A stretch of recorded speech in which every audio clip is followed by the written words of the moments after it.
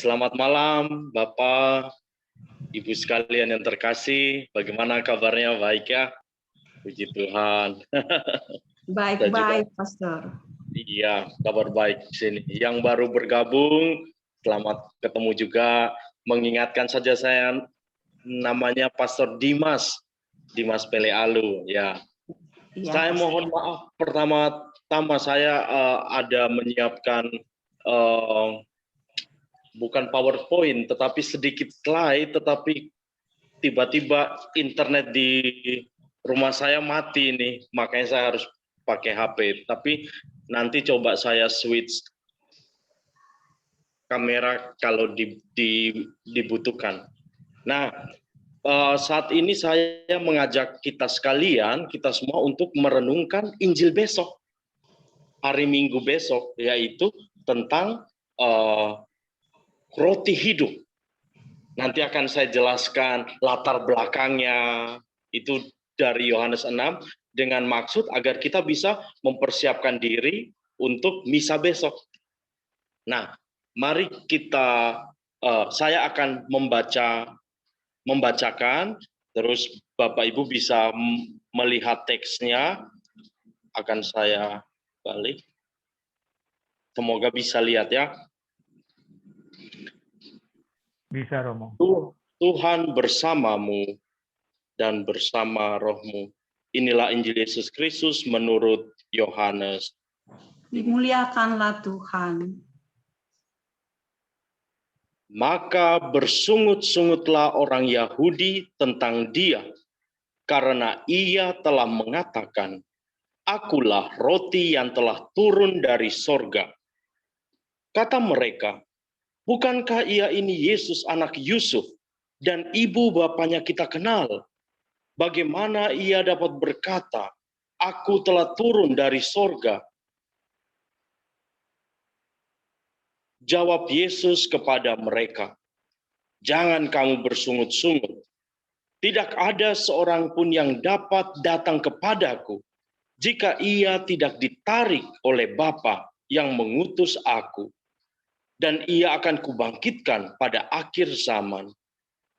Ada tertulis dalam kitab nabi-nabi, dan mereka semua akan diajar oleh Allah. Dan setiap orang yang telah mendengar dan menerima pengajaran dari Bapa, hal itu tidak berarti bahwa ada orang yang telah melihat Bapa. Hanya Dia yang datang dari Allah. Dialah yang telah melihat Bapa. Aku berkata kepadamu, sesungguhnya barang siapa percaya, ia mempunyai hidup yang kekal. Akulah roti hidup. Nenek moyangmu telah makan mana di padang gurun, dan mereka telah mati. Inilah roti yang turun dari sorga. Barang siapa makan daripadanya, ia tidak akan mati. Akulah roti hidup yang telah turun dari surga. Jikalau seorang makan dari roti ini, ia akan hidup selama-lamanya. Dan roti yang kuberikan itu ialah dagingku, yang akan kuberikan untuk hidup dunia. Demikianlah Injil Tuhan. Terpujilah Kristus. Iya. Bapak Ibu yang terkasih, Injil ini dari Injil Yohanes. Biasanya kalau Injil Yohanes itu kan agak sulit ya. Bahasa Yesus itu berbelit-belit tentang ini. Aku turun dari surga, akulah roti hidup. Terus bagaimana kita memahami? Karena kita itu sering sekali mendengar. Iya toh? Kita ini sering sekali mendengar dari tentang bacaan ini, tentang bacaan roti hidup ini. Tapi sebelumnya saya ingin bertanya, suara saya jelaskah? Jelas, Dokter, jelas. Oh iya, karena itu ya saya sering berteriak, Bapak Ibu, makanya jelas ini. Ya, akan saya pertama ini, Bapak Ibu, sebenarnya kan gampang saja kalau saya memberikan refleksi tentang bacaan ini. Tapi saya ingin Bapak Ibu sedikit mengerti konteks di belakang ini. Dengan begitu kita bisa lebih mendalami sabda Tuhan. Kan kalau misalnya di gereja atau Bapak Ibu lewat online, kita dengar homili Romo paling 10 menit kan. Nah, sekarang saya ingin membagikan sedikit tentang konteks. Memang agak berat sedikit, tapi tidak apa-apa. Kita belajar sama-sama ya. Bapak Ibu, saya tunjukkan pertama skema dari bab 6 ini. Yohanes bab 6. Pertama itu kisah tentang Yesus memberi makan 5.000 orang. Itu yang pertama. Terus dilanjutkan dengan Yesus berjalan di atas air. Terus orang banyak mencari Yesus. Baru ada kisah tentang Yesus berkhotbah tentang roti hidup ini. Setelah roti hidup, ada kisah tentang murid-murid yang mengundurkan diri setelah mendengar perkataan Yesus ini. Dan ada ditutup dengan pengakuan Petrus. Ini keseluruhan ayat 6. Bab 6. Jadi Bapak Ibu kalau kita ingin mengerti ini agak sulit, maka itu saya ajak kita untuk melihat garis besar. Pertama, ketika Yesus memberi makan 5.000 orang, Bapak Ibu, itu kisahnya itu pada saat hari Paskah, menjelang hari Paskah. Itu kalau Bapak Ibu masih ingat, saya kira saya pernah singgung mungkin atau belum pernah. Jadi ketika menjelang hari Paskah, seluruh orang Yahudi akan ke Yerusalem. Mengapa? Karena ada kewajiban untuk merayakan hari Paskah. Sehingga kalau Bapak Ibu ingat ketika Yesus diadili, itu kan juga hari Paskah. Jadi ada banyak orang. Nah, karena ada banyak orang di Yerusalem, sehingga tentara-tentara semua dipusatkan di Yerusalem. Mengapa? Karena bahaya. Karena ada kebiasaan ketika menjelang Paskah ada orang yang selalu menyatakan diri, saya Mesias. Biasanya itu menjelang Paskah tuh pasti ada saja orang yang menyatakan diri, saya Mesias. Sehingga sering terjadi konflik. Maka itu Paskah ada banyak orang di Yerusalem. Ini menjelang Paskah Bapak Ibu ya, ketika Yesus memberi makan 5.000 orang.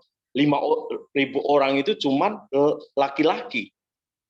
Maksudnya apa? Karena dalam budaya Yahudi yang dihitungkan laki-laki dewasa yang sudah menikah.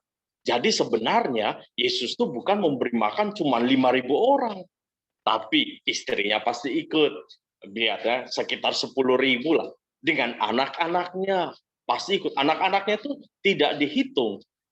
Karena bilang 5.000 orang laki-laki. Jadi kemungkinan yang pada saat datang orang yang berkumpul saat Yesus menggandakan roti, itu sekitar 15.000 orang. Banyak tuh. Itu kan sama seperti kalau orang kampanye di stadion yang besar, orang kan tidak akan kumpul misalnya 15.000 orang kumpul untuk sekedar duduk-duduk saja. Tidak, pasti ada maksudnya mereka. Mengapa? Karena ketika Yesus setelah memberi makan 5.000 orang, ini kan dia ini seperti Musa. Musa ini kan yang Musa ini kan memberi makan orang mana di padang gurun kan. Dia seperti Musa. Jangan-jangan dia Mesias. Makanya di akhir setelah Yesus memberi makan 5.000 orang, orang-orang itu ingin menjadikan Yesus raja. Tapi Yesus lari. Yesus lari ke atas gunung untuk berdoa. Nah, ketika Yesus berdoa di atas, orang lain tahu bahwa yang naik ke perahu cuman para murid. Oh, dan itu ya, orang tahu bahwa cuman para murid yang naik ke atas perahu. Terus, karena mereka tahu hanya para murid, mereka pikir Yesus itu masih di sekitar situ. Padahal kita tahu bersama bahwa Yesus itu kan berjalan di atas air kan. Ketika para murid di atas perahu, ya, di atas perahu, terus angin besar, Yesus jalan di atas air. Mereka menyeberang, tapi orang-orang hanya tahu Yesus itu masih di tepi danau. Makanya dikatakan bahwa ada banyak orang yang mencari Yesus. Karena mereka cuma lihat para murid yang naik perahu, orang bukan hanya dari sekitar situ, tapi semakin orang datang, ternyata berita tentang Yesus itu besar ya, dan mereka masih ingin menjadikan Yesus raja. Makanya orang dari Tiberias, pokoknya dari seberang, mereka sekarang kalau sebelumnya ketika Yesus memberi makan 5.000 orang itu mereka berjalan kaki, sekarang orang itu dari seberang lautan, jadi pakai boat semua. Tapi ketika mereka sampai di tempat itu lihat, oh tidak ada Yesus. Dan mereka dengar Yesus ternyata sudah di seberang. Jadi mereka kejar. Mereka datang, ikut. Sekarang ini pakai perahu nih, perahu. Karena ingin menjadikan Yesus raja. Kalau 15.000 orang itu banyak, ini tambah banyak lagi Bapak Ibu. Kita katakan saja, kalau 2 kali lipat saja, 30.000 orang pergi kepada Yesus. Ketika mereka bertemu Yesus, iya toh,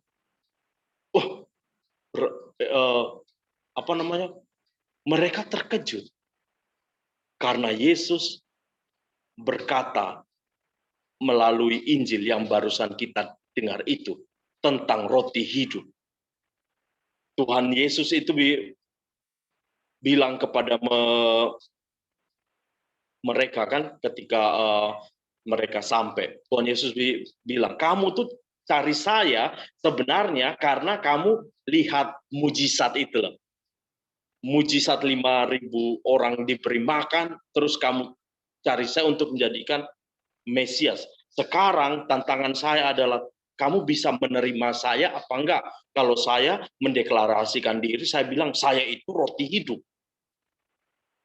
Bahkan Tuhan Yesus sendiri mengatakan, ini saya itu bukan sekedar roti hidup, tapi apa? Daging saya ini bisa kamu makan.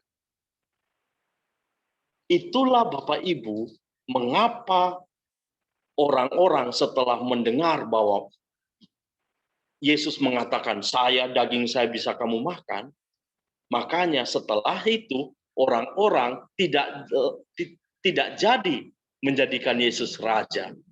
Tapi mereka mulai mengundurkan diri pelan-pelan. Sampai tinggal 12 murid. Maka itu Tuhan Yesus katakan kepada para murid, kamu nggak pergi juga? Terus Petrus mengatakan, kepada siapa kami harus pergi? Kami percaya kamu. Mengapa? Karena para murid sudah tahu bahwa Tuhan Yesus itu adalah orang besar melebihi para raja. Mengapa saya katakan demikian? Ingat, ketika mereka di atas perahu, angin besar di sekitarnya, tapi Yesus berjalan di atas air, terus angin menjadi reda.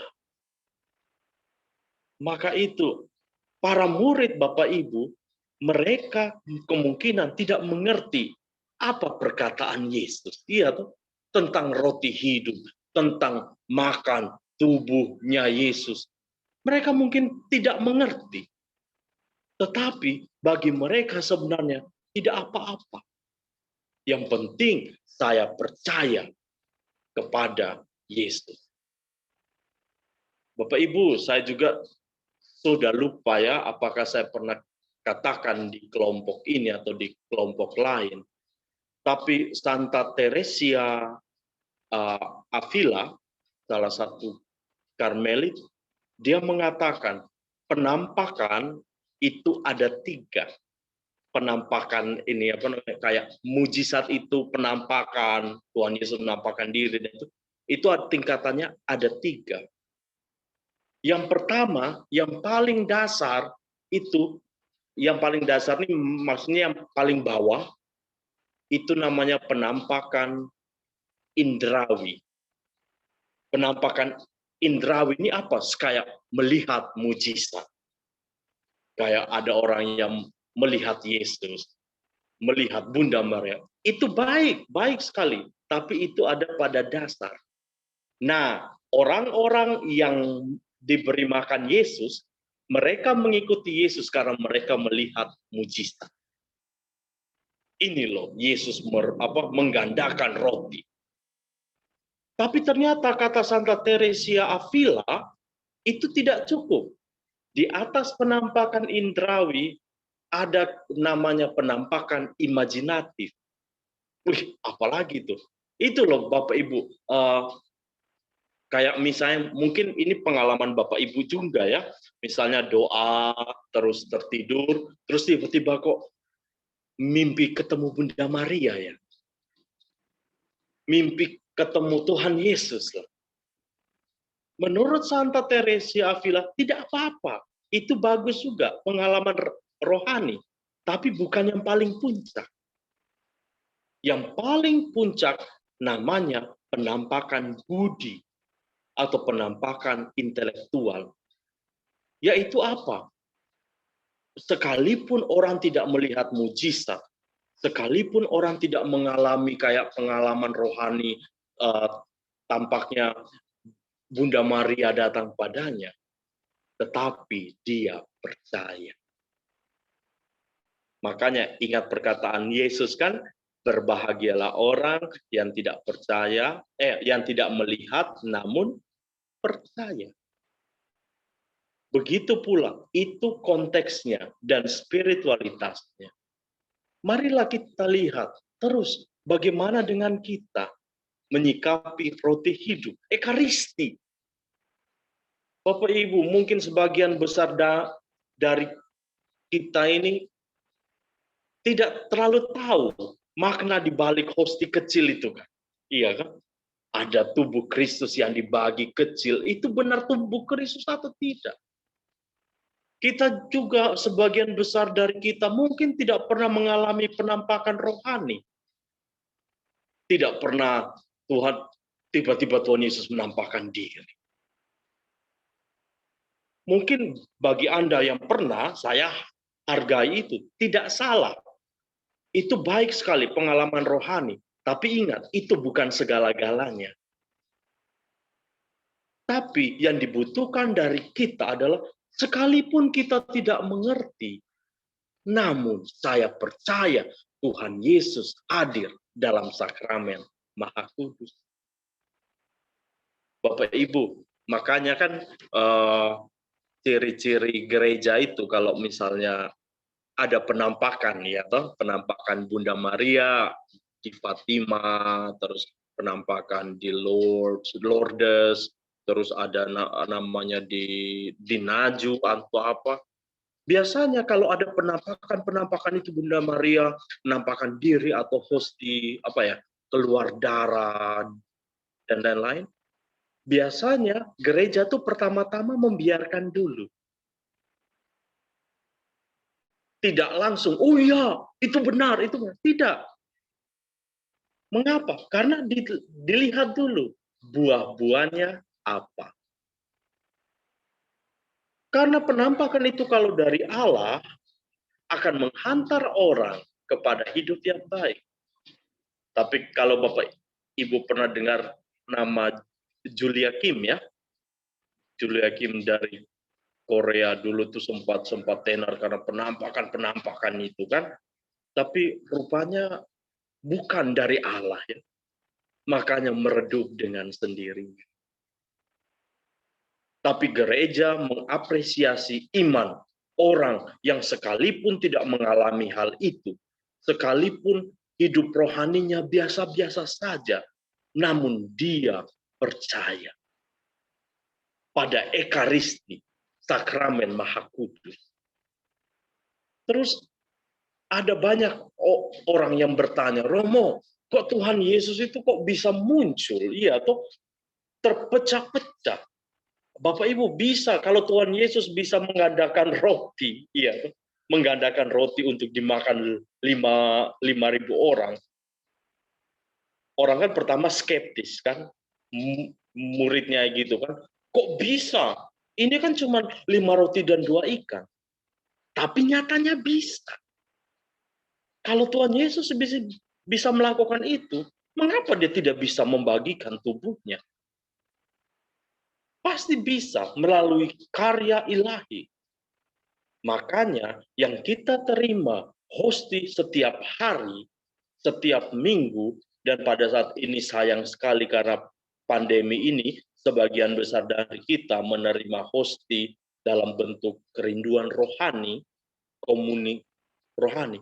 Tapi kita percaya Yesus hadir dalam sakramen Maha Kudus, dalam hosti yang kecil ini. Dan Bapak Ibu, hosti yang kecil ini dalam sejarah itu membangkitkan iman umat. Pada zaman para martir, ketika banyak orang Kristen dibunuh, hosti ini disebut viatikum, bekal terakhir. Mereka bilang kami tidak apa-apa disiksa, tapi kami mempunyai hosti, mempunyai tubuh dan darah Kristus. Itu cukup. Bahkan anak kecil, Santo Tarsisius, dia menjadi martir karena melindungi hosti. Betapa banyak orang mati. Karena apa? Penghormatan terhadap tubuh dan darah Kristus. Wah, itu hebat sekali. Pesan-pesan dari Santa Teresia Kalkuta, kamu harus menerima komuni, dan lain-lain. Itu hebat. Dan terakhir beberapa tahun lalu atau 2 tahun lalu, kalau Bapak Ibu tahu Santo baru ya, anak muda Carlo Acutis. Carlo Acutis dari Italia. Dia anak muda, programmer, anak muda main game sama apa. Tapi dia menjadi suci. Mengapa? Karena penghormatannya terhadap sakramen Maha Kudus. Dia mengatakan, sakramen Maha Kudus itu menjadi jalan tol atau highway menuju ke surga. Ini anak loh, Bu. Anak Carlo Acutis ini meninggal usia 17 atau 18 tahun seperti itu. Itulah kerinduan terhadap roti hidup, kerinduan terhadap sakramen Maha Kudus. Bapak Ibu, bagaimana dengan kerinduan kita? Saya pikir itu dari saya, dan saya mengundang Bapak Ibu sekalian untuk mendalaminya bersama-sama dalam bentuk pertanyaan-pertanyaan dan diskusi. Begitu Ibu, saya serahkan ke Bumi.